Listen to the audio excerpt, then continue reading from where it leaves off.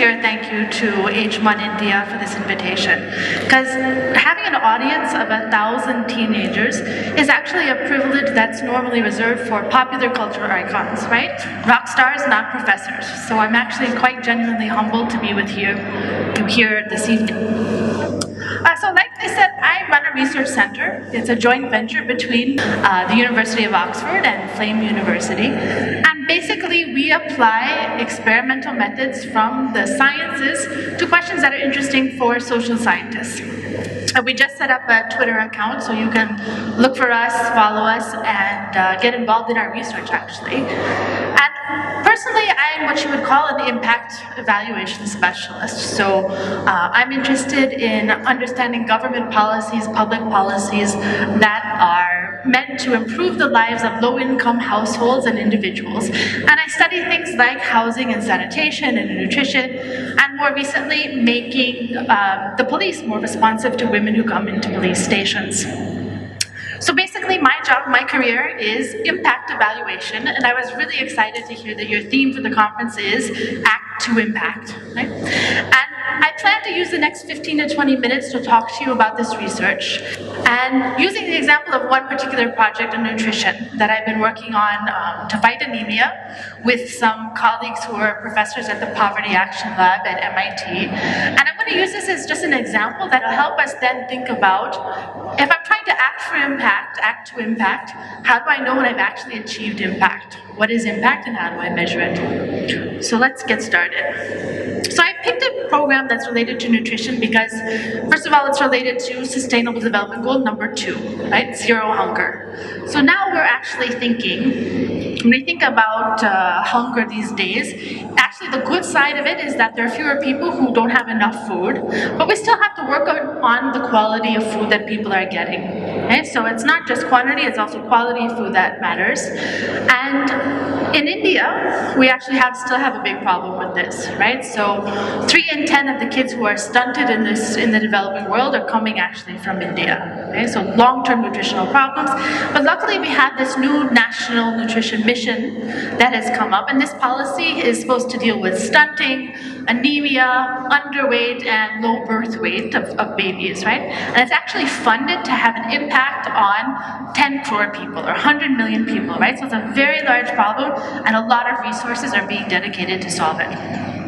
And when we think about health and we think about nutrition, we care about these problems not just because we care about people's dignity, right? It's not quite a right yet, we think we have right to food, but it's even beyond that, it's also an economic problem.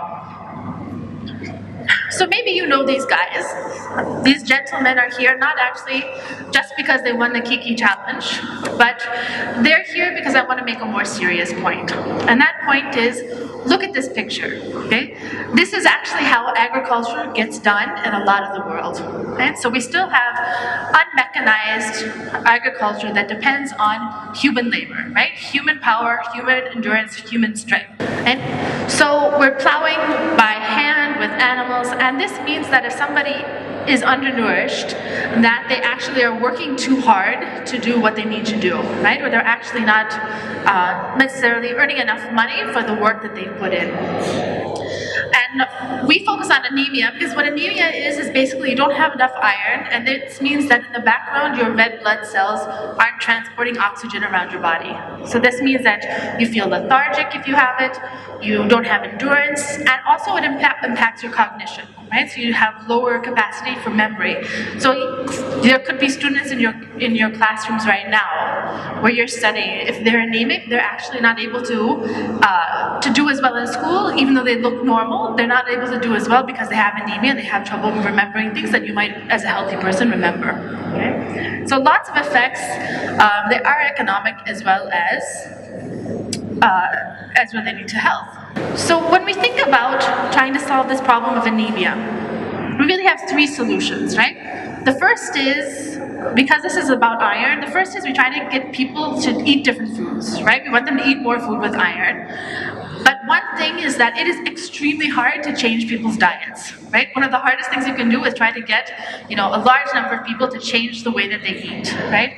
People don't eat the leafy greens, people eat too much rice, and the best source of iron is actually non-vegetarian food, and nobody wants to go around India trying to get people to eat non-veg food, okay? So that's a hard one. The second thing you can do is give people supplements, iron pills. And so this is actually how government policy, in the direction of current government policy. You actually, if you're a pregnant woman or you're a lactating mother, you can get free iron pills from clinics and from doctors, okay? But the problem, these have side effects because they're often large doses, and there are supply chain problems. So that's actually also a very hard solution to implement when you're trying to think about reducing anemia. The third thing that you can do is use a fortified food, right? So a fortified food is a food that we consume quite regularly, and you can find a way to manufacture more iron or put iron in that food. Okay? And this is pretty common. There are cereals that have folic acid. Milk can be fortified with vitamin D. Even toothpaste is not a food, but it's fortified with fluoride. So all these kind of things, their micronutrients are introduced into the things we already eat. So one of the things that falls into this category is something called iron fortified salt or double fortified salt. And actually there's a formula for this developed by the National Institute of Nutrition, which is right here in Hyderabad. They found a way that you can introduce iron into iodized salt. And so actually they had done a lot of trials on this product, right? So first to make sure that it was stable, that the iodine in the salt was stable once you added iron. And they had a lot of existing research that when we got into this and found this product, that they had done trials. So they figured out that it was safe for people to consume it. They found out that households found it acceptable, right? It didn't change how the food tasted, it didn't change how the food looked, so they liked it as a product. And then they also found out that it was good at improving hemoglobin or controlling anemia in some small trials, right? So they actually went to schools, and basically what they did was say, okay, in this school you're going to use only iron fortified salt in the food that you cook and give to its kids, and they found that that was able to help control anemia in those school kids populations. Okay, so they had in the background when we started doing our research on this, they had several small studies of very high quality, targeted and showing that there could be good results if you were using iron fortified salt. So we started with what we thought of as a pricing experiment or pricing pilot, because if you could see this. Sorry, you have to forgive me, I'm a little bit under the weather. But if you can see this red packet here, some of you in the front at least can. In the back, I'll tell you, it shows a price of 20 rupees. And as you might guess, 20 rupees for a kg of salt is a bit high for the average person who lives in a village in Bihar where we were working. So we had to do an experiment where we sold it at different prices to people and to figure out at what price is low enough that enough people buy it that it's actually worthwhile for us to study the impact on health. Okay? And so we set it for our research. We found that this was going to be a price of 9 rupees. Okay, so this was all of our background research. And we took this and developed a bigger program that we could use to intervene in Bihar. And so what we did was a bunch of things, right? So this was several years, a lot of money, a lot of smart people, and we came up with this project where we started with discounted sales with a professional product launch. So Tata Chemicals makes this product. They would come into each village, do shows and games and lots of intensive activities to make sure that people knew the product existed and what it was for, and they knew a little bit about anemia, right? So we introduced sales and the launch. And the sales went through both private retailers, like Kirana shops, and also the public distribution system, so fair price shops as well. In some places, we also gave retailers discounts because there's something in economics called pass-through. And essentially means that maybe one way to get more consumers to buy this is give a higher incentive to the retailer, right? So maybe the retailer can actually have a large influence on what the end consumer chooses to buy. In some places, we even gave double fortified salt away for free to some households because we thought, okay, we want to make sure that if we have a problem selling it, we can still measure the effects on health. Okay? So some places were free.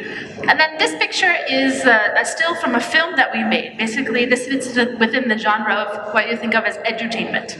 Right? So edutainment is this thing where you make films that are meant to be entertaining first and educational second. Right? So there are shows on MTV that are like this good studies of things like 16 and pregnant or sugar, where basically like you can get to people, a different set of people with an important educational message because you're doing something that's entertaining, right? You have to hook people with the entertainment and you can slip in the educational message. This is what we did as well. So this is our program, and essentially this is hundreds of villages, and this is thousands of households. We sold literally tons and tons of salt. So we can pause at this point and say, wow, look at this impact that we have. But what I'd like you to do is actually think a little bit more critically and say, is this an impact? Right? Is touching the lives of 1,000 people or 40,000 people, is that actually impact? But also, just on behalf of Flame University, I do want to wish you a productive conference tomorrow, a fun dance party tonight, and overall a good experience here at the Harvard Model.